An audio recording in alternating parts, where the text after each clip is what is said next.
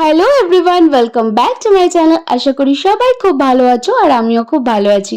দিনটা ছিল 15 নভেম্বর। ওই দিন ছিল তুতু রানী মানে আমার বড় দিদি ভাইয়ের ছোট মেয়ের বার্থডে। সেই উপলক্ষে আমরা সবাই মিলে একসাথে হয়ে দিদি ভাইয়ের বাড়িতে গেছিলাম। আর বড় দিদি ভাইতে আজকে অনুষ্ঠান হচ্ছে।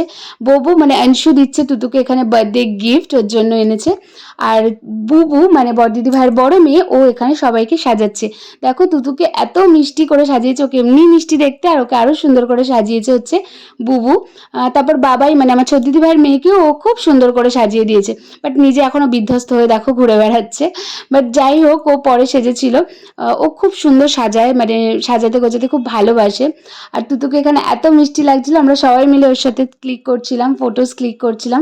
আজকে যেহেতু ওর স্পেশাল ডে আর ওকে একটু স্পেশাল ফিল করানোর জন্য ওর জন্য প্রচুর রকম অ্যারেঞ্জমেন্ট করা হয়েছে।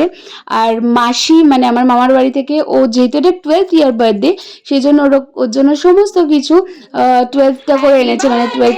Happy birthday, happy birthday to you, may God bless you, may happy birthday, happy birthday two.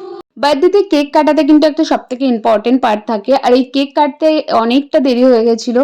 দুপুরের বেলায় যেহেতু কেকটা কাটা হয়েছিল, কারণ সবাই থাকবে না, বিকালবেলা চলে যাবে, সেই জন্য দুপুরবেলায় কেকটা কাটা হয়েছিল। যাই হোক, কেক কাটা হয়ে যাওয়ার পর আমি ওকে বলছিলাম যে সবাইকে যে ওকে অল্প অল্প কেক খাওয়া, বেচারি দুপুরবেলা লাঞ্চটাই করতে পারবে না কেক খাওয়ার চক্করে।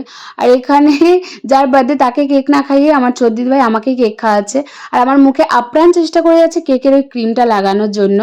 কেক খেয়ে কিন্তু আমাদের পেট রীতিমতো ফুল ছিল, সেই জন্য আমরা একটু পরে খেতে বসেছিলাম, আগে বাচ্চারা খেতে বসেছিল। তো খাওয়ার আজকে লাঞ্চে ছিল পনির, পোলাও, দই কাতলা, চিলি চিকেন, চাটনি, পায়েস, মিষ্টি।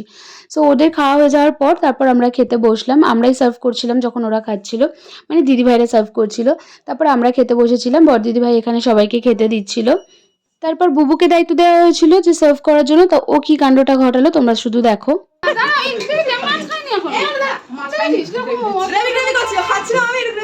এই গোটা ফ্যামিলিতে ও শুধু পারে কিন্তু আমার সাথে এই চোটপাটটা করতে, আমার সাথে ও যত ইয়ার্কি মজা এগুলো আমার সাথেই করে। যদিও আমি ওর মাসি হই, বাট ওর সাথে আমার এরকম খুনসুটির সম্পর্ক, বন্ধুত্বের সম্পর্ক বেশি। তো যাই হোক, তারপর ঠিকঠাকই সার্ভ করেছিল, রান্না বান্না প্রত্যেকটা ভীষণ ভালো হয়েছিল খেতে। লাস্ট পায়েস আর একজনকে দিল, আর পায়েস নিয়ে গেল, ওই হলো।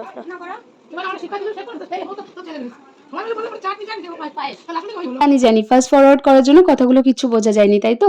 অ্যাকচুয়ালি অংশু চাটনিকে না বারবার পায়েস বলছিল ইচ্ছা করে, মানে মজা করে।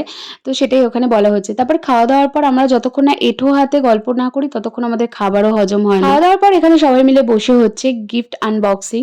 তো যাই হোক, আজকের মতো এই ছোট্ট মিনি ব্লগটা এখানেই শেষ করছি, আর দেখা হবে খুব শীঘ্রই একটা নতুন ব্লগে।